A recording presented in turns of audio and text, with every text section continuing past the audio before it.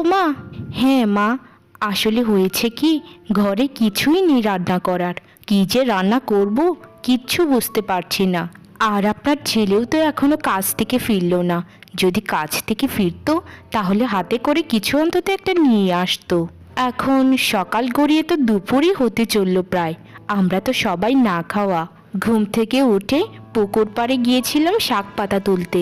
সেখানে গিয়ে দেখি ধবলির মা সকল শাক পাতা তুলে নিয়ে গেছে।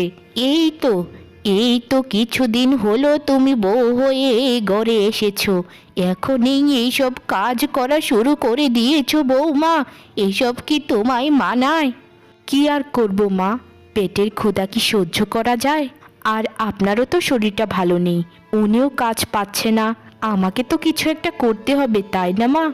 আর শুনুন মা, লোকে কি বলবে সে কথা বাদ দিন, কেউ আমাদের এসে খাইয়ে দেয় না।